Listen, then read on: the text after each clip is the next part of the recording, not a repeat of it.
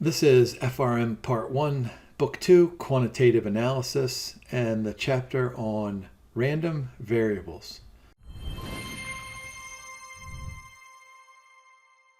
When I think of random variables, I always think of my experience back in the late 1980s when I was learning Lotus 123, which became Excel, that random number generator inside of the function wizard. I used to think was so cool. I would sit there and play with it and just generate a bunch of random numbers. And those values, they're generated randomly. But in risk management and in financial research, the study of these random variables are going to enable us to have a better understanding of, let's say, stock returns or bond returns or derivative securities returns, in addition to things like portfolio values and value at risk and expected shortfall. We'll learn about those things in a later chapter. And so the point of studying this chapter is so that we can understand the fundamentals of random variables so that we can then apply them to risk management. And that's pretty much what these learning objectives sound like. We won't be doing much mathematical calculations in this chapter, but we will describe and explain and characterize. So we're going to talk about PMFs and CDFs. We're going to talk about expectations and 4 moments of a distribution. We'll look at the difference between a probability mass function and a probability density function. Of course, that depends on whether we're examining a discrete random variable or a continuous random variable. And then what we'll do towards the end of the slide deck is we'll look at some quantiles where we'll cut a distribution into equal parts. And then we'll spend a slide or two on linear transformation. Here's a good definition of a random variable. It refers to any quantity with uncertain expected future values. So that sounds an awful lot like what I said just a few moments ago. What is that stock price going to be tomorrow? What is the value of a credit default swap going to be next week? It can also be defined as a variable whose possible values are outcomes of a random phenomenon. So there we've got a couple of examples. Value at risk, I talked about that before, or the time of death of an insured in a life insurance contract.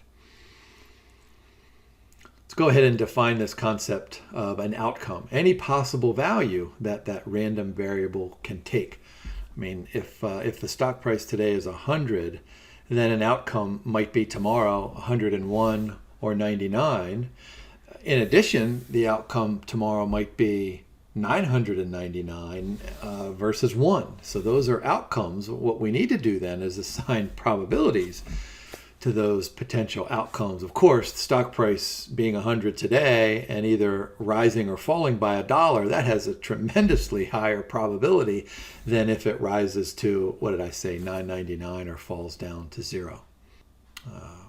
Boy, a lottery ticket. My father, when he was alive, we started in Pennsylvania, this Pennsylvania Powerball lottery back in the 70s. My dad played that all the time, and it was either a win or a loss. Of course, it's a losing proposition to play the lottery, so my dad had lots and lots of losses. How about an example that's related to financial risk management? How about the return earned by a mutual fund can take on any value around a specific mean expectation?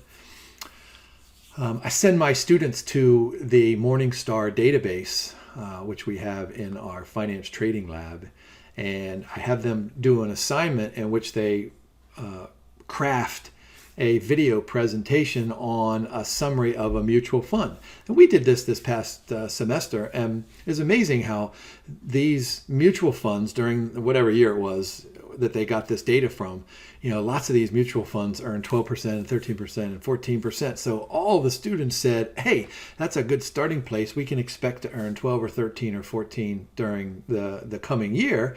And of course, students always want to start with history and then apply that history to the future. And that's probably not a bad place to start, but clearly it's not a place to end. But I would rather them have answered the question that sounds something like, hey, can we earn 15 or 18% on this mutual fund? Or Or are we going to earn 9% or 7 or 5%? And then try to talk about some variables that are going to influence what that outcome is going to be. All right, so an event is specified as an outcome or a specific set of outcomes. And there's my mutual fund example with 10%. All right, types of random variables. I indicated this in that very first slide deck with the learning objectives. So they can either be discrete, so discrete means like this, right? You can actually see each possible outcome, or they can be continuous when it's like a smooth surface. You really can't see the little drops of water as the waves are coming to you, but you know that the wave is coming to you. So the simplest example of a discrete random variable, of course, is the picture of the die right there. So what do you have? You can either have a 1 or a 2 or a 3, right? All those up to 6. So it's a countably set of numbers, 1, 2, 3, 4, 5, or 6. So when we roll that dice, we know that we have a 1/6 chance of getting each of those possible 6 outcomes. And of course, the other random variable is a continuous random variable, which takes any value along a given interval of a number line. I always think of, when the wave is coming to you, you can't really decide which of those water droplets or molecules or atoms, whatever they're called. You can't really pick one out. It's just going to come to you, and it's going to get you wet, or you're going to get out of the way. And so a lot of times we're interested in random variables that go from a minus infinity all the way up to a positive infinity. And so one of the great examples of continuous random variable is the amount of time that it takes to run a marathon. So what I want you to do is I want you to look at that graph there at the bottom, all right? And I want you to compare it to, let me just go back to this previous one here with the roll of the die. We've got 1, 2, 3, 4, 5, 6. Those are our only possibilities. So we have a 16.7 chance of rolling each one of those. But here, it really doesn't make any sense to say something like, boy, I'm going to show a little bit of my ignorance on marathon running. I think this guy just ran it a couple months ago in a little over 2 hours. And so, if you're going up to this world record holder and you say to him or her, hey, what do you think the probability that you're going to run this marathon in 2 hours, 7 minutes, 23.23936 seconds? I mean, he or she would look at you like you're nuts. So you really can't assign a probability. I mean, actually, the probability of getting that number, whatever that number I said was, is 0%, and it's 0% on either side of it. So in order to make sense of this, what we need to do is we need to talk about probabilities of outcomes that are within a given interval. And that's what we're doing there at the bottom. Notice the interval is an A all the way up to B. And so A is the least amount of this function, and B is the most amount of this function. And so we might want to know what the probability that the marathon runner will complete the marathon in a time of between, let's say, 2 minutes and 2 minutes and 10 seconds. All right, so that's really the key difference between discrete and continuous random variables. All right, how about a probability function? So what this does is it explains how this total chance, all right, which sums to 1, is distributed among the possible values of x. All right, there are 2 key properties. All right, so the probability for a particular value or a range of values, of course, has to be between 0 and 1, and then the sum of all those probabilities must equal 1. Right? The standard economics, macroeconomics example is that, hey, let's suppose we're trying to predict some random variable in a future state of the economy. So what we do is we say something like, hey, let's suppose we have a contracting economy, let's suppose we have a normal economy, and let's suppose we have a high growth economy, and we're going to assign probabilities to each of those possible states of the economy, which depends on lots of things, not least of which is like, outcomes of presidential elections and capital investment and inflation, all those kind of good macroeconomic variables. So we might say we have a 10% chance of a recession and an 85% chance of a normal economy. And what does that leave us? 5% chance of a super high growth economy. All right, two types of probability functions. There's the PMF and the PDF. So first one we'll look at is the probability mass function, and then we'll look at the probability density function. So the PMF is the probability function for the discrete random variable. What that means is that it gives the probability of a random variable a particular value. Let's take a look at this Bernoulli variable, which really is the simplest of all random variables. It means that the random variable can take on just one of two values, a 0 or a 1, a success or a failure. Like, for example, the Bernoulli random variable for my son making a foul shot, right? My son has a high probability of missing a foul shot and a low probability of making a foul shot. Of course, I'm just teasing my son here. So look at this graph here.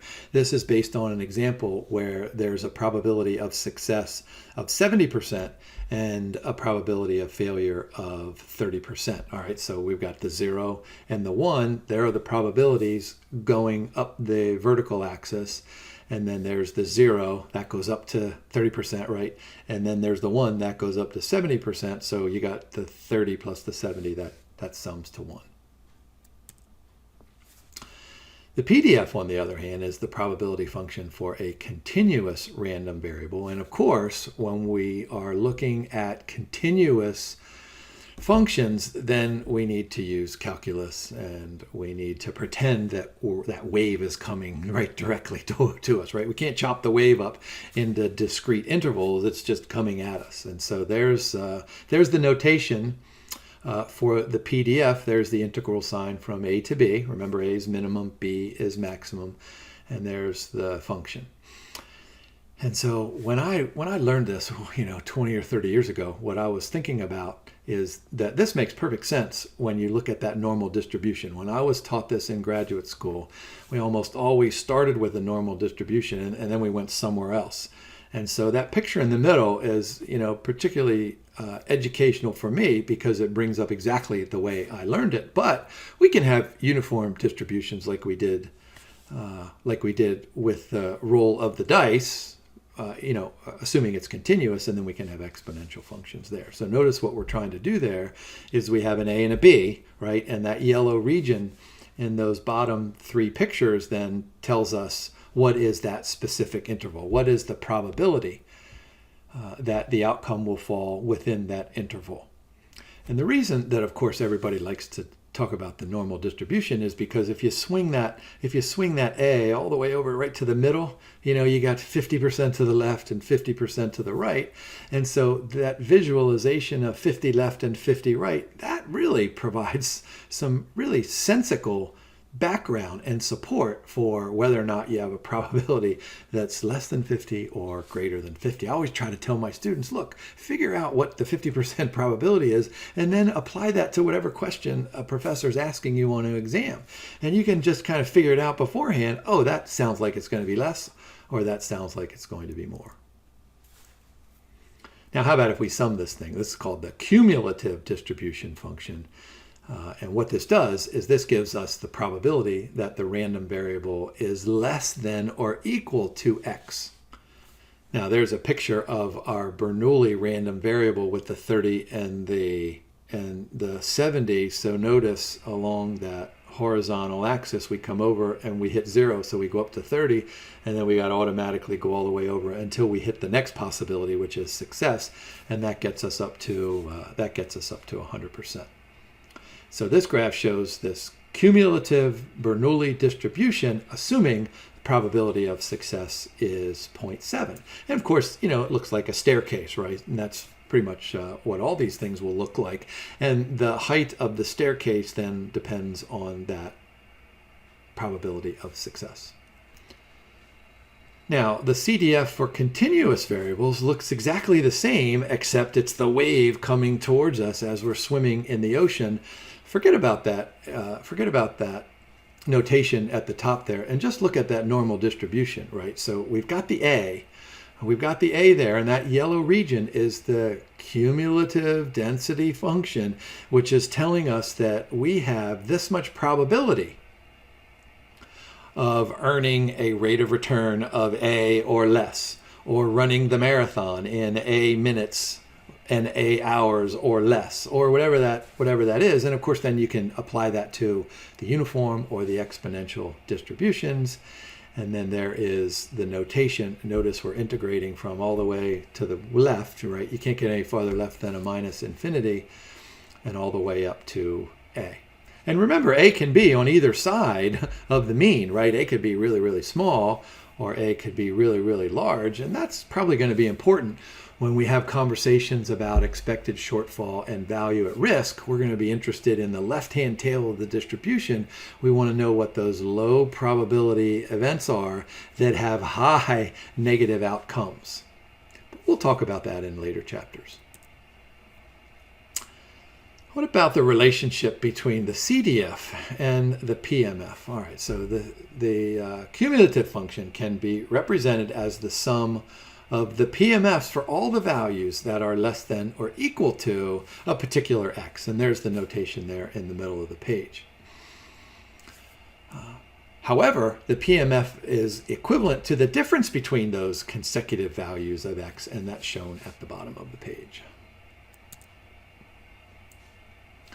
Now, of course, one of the things that we're interested in doing when we're looking at random variables like like portfolio values or rates of return or minutes run in a marathon is, what is the expected value? What do you expect to get out of this? What is the mean? What is that first moment of the distribution? And this is going to be a probability weighted average.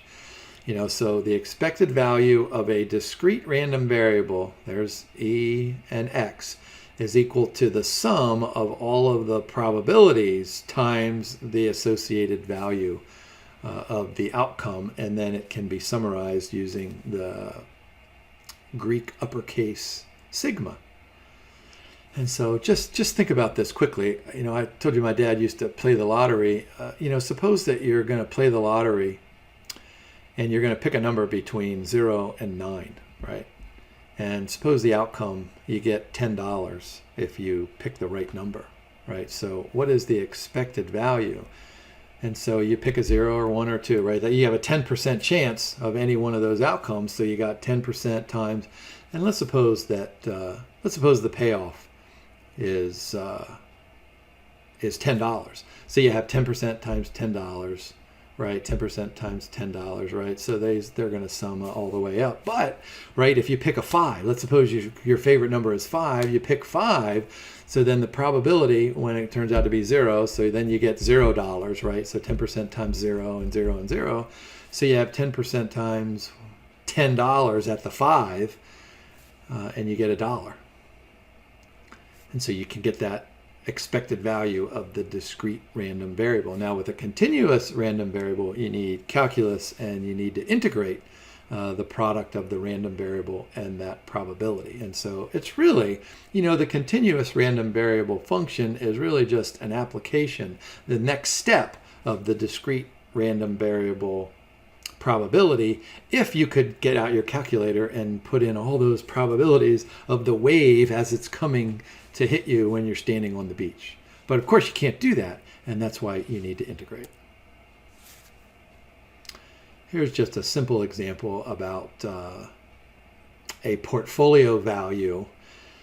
There are 8 different positions in the trading book, and so positions 1 through 3 are worth $1 million, 4 and 5 are worth $2 million, and the rest are worth $3 million. So what's the mean portfolio value? And so we can just do, 3/8 and 2/8, which is 1/4 there, and then the rest. So that gets us back to 3/8, right? So just multiply 1 and 2 and 3 times their associated probabilities. You get the mean value of $2 million.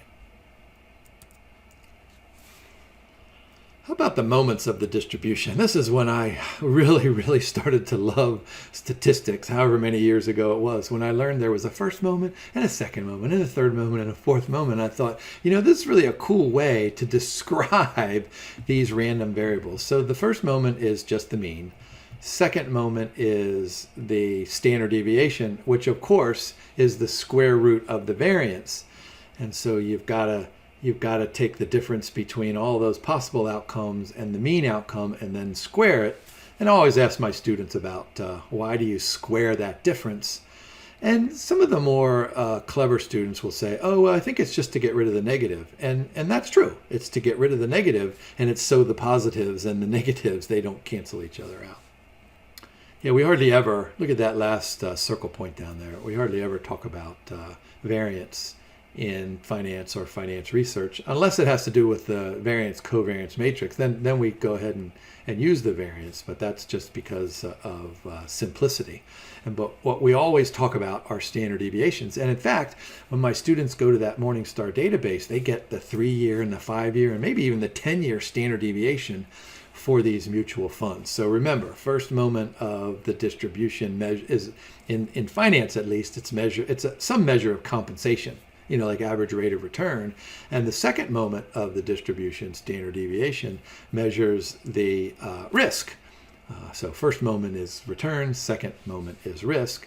And then third and fourth moments, they measure things that are not perfect when we look at the first and second moments of the distribution. So let's go ahead and look at that symmetrical distribution in the middle of the bottom of the page, right? That's where the mean and the median and the mode are identical.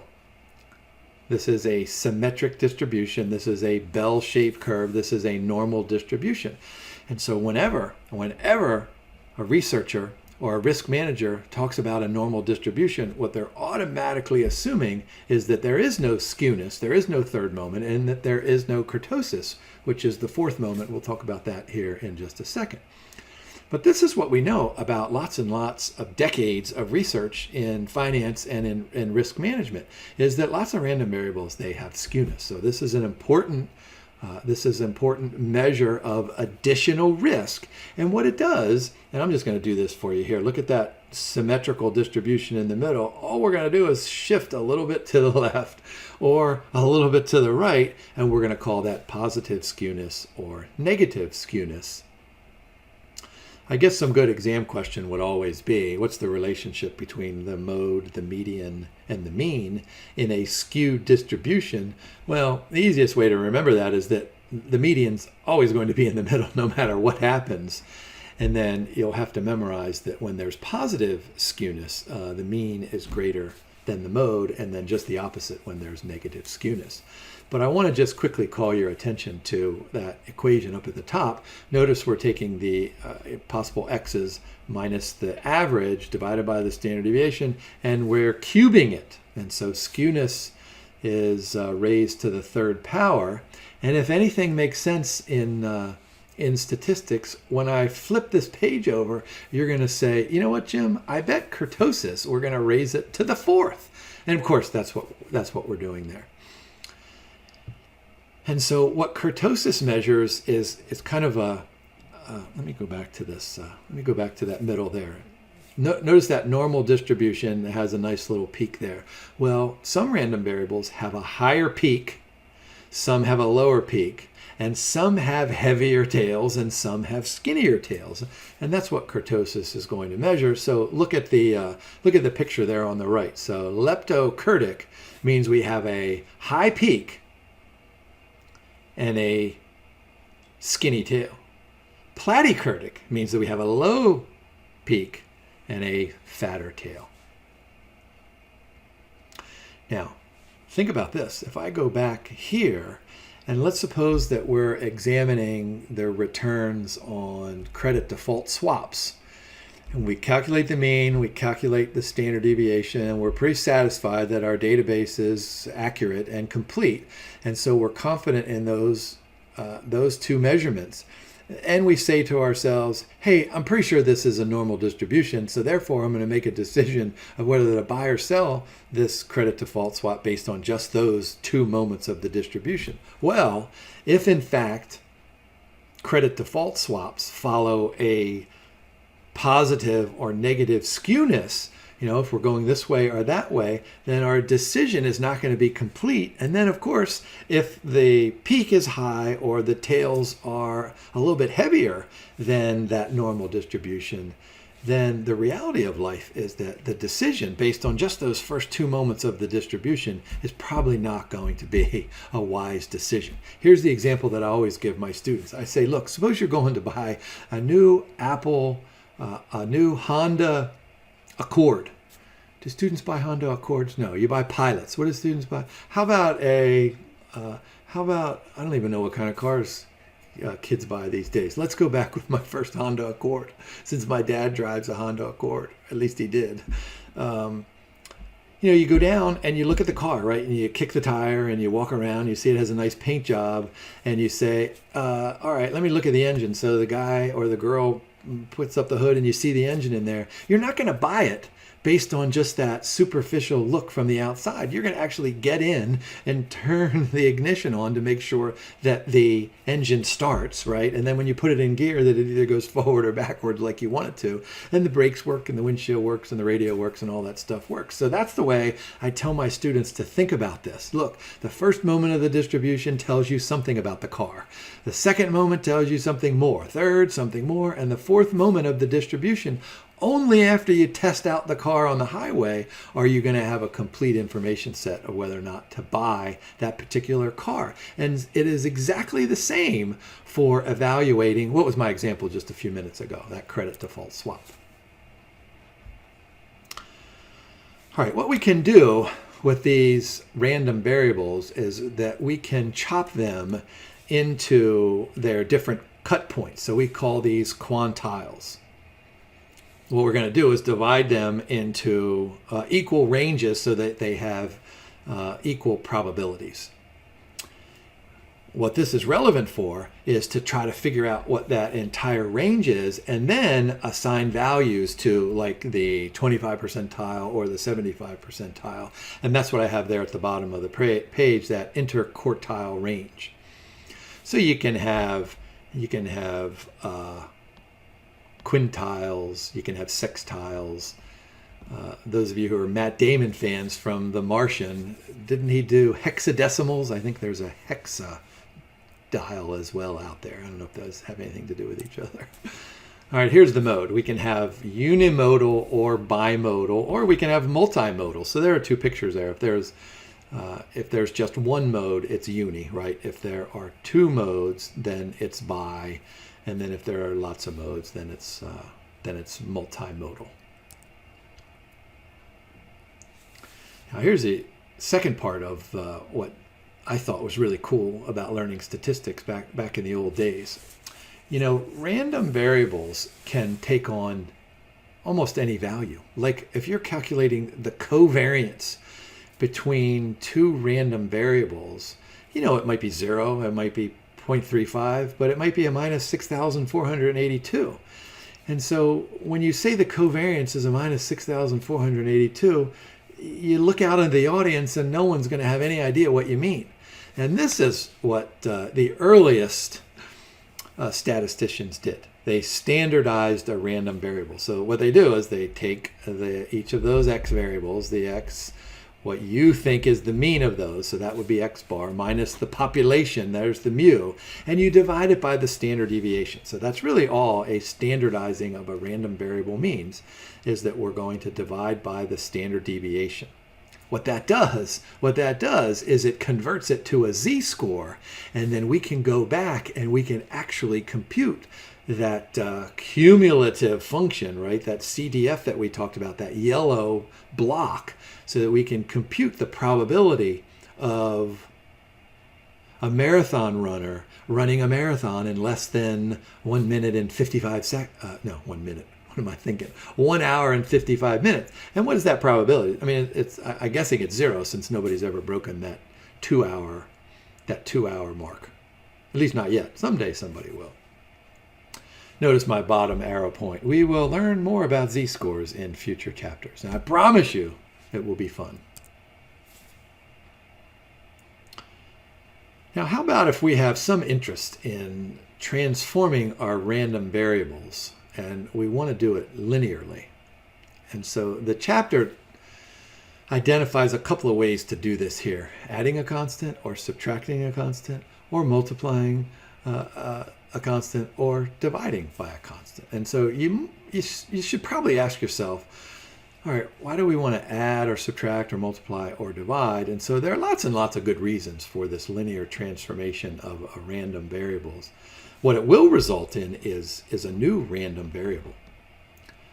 You might do this for convenience. You might do this to get rid of skewness. You might get rid of it to identify or test linear relationships. But notice my circle point there. Let me go ahead and read this. The linear transformation is informed by the fact that many variables that we'll use in finance and risk management does not have, these variables do not have a natural scale. So you have to transform them into something that kind of makes sense. And the classic example is to examine the relationship between dollars and a bonus. And so the question then becomes, what is going to be your income during the course of the year if you make a certain salary and then you're entitled to a bonus of every dollar of sales? And so there's just a linear description. I mean, that's a simple linear regression equation there. So the total amount, that's our new variable. It's going to be a function of your salary, right? There's the alpha dollars, whatever that is. And then it's going to be a function of some measurement of how well you're able to generate extra dollars with sales. So we call that a scale constant. Now here's the cool part of this. The question is, how does this linear transformation affect the moments of the distribution? And the simple answer is that it's not going to affect the variance, but the mean is going to be affected by both the scale and by the initial dollar amount. So I want to call your attention to the, what is that, the fourth block point going down. The standard deviation is going to look like that. And so this is important to remember, that if that scale is positive, then we're going to have some implications about skewness and kurtosis. And then if it is negative, then there's not going to be any effect on kurtosis, but it's going to have the same but opposite sign of skewness. And that takes us through our learning objectives for this chapter.